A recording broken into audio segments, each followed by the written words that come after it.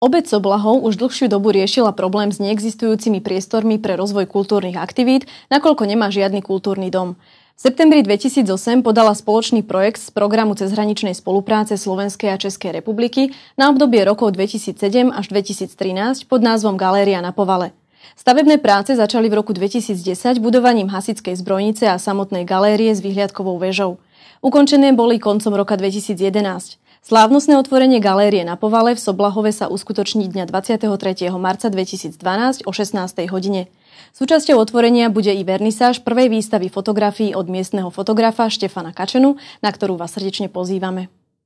Obec Soblahov získala titul Dedina roka 2001, kde sa okrem iného zaviazala, že v rámci ďalšieho rozvoja sa bude starať o zachovanie kultúrneho dedičstva.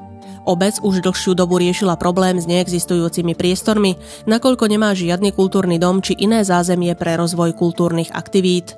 V apríli 2008 bola vyhlásená výzva na predkladanie projektov pre program cezhraničnej spolupráce Slovenskej republiky a Českej republiky 2007 až 2013.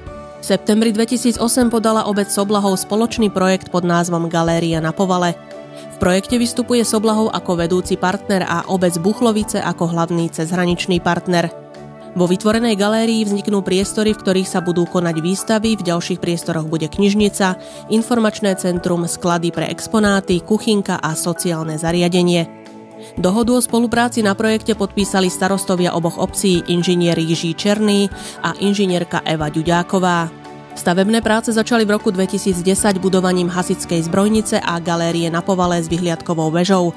Ukončené boli koncom roka 2011.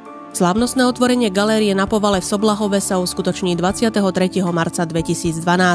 Súčasťou otvorenia bude aj vernisáž prvej výstavy fotografií od miestneho fotografa Štefana Kačenu.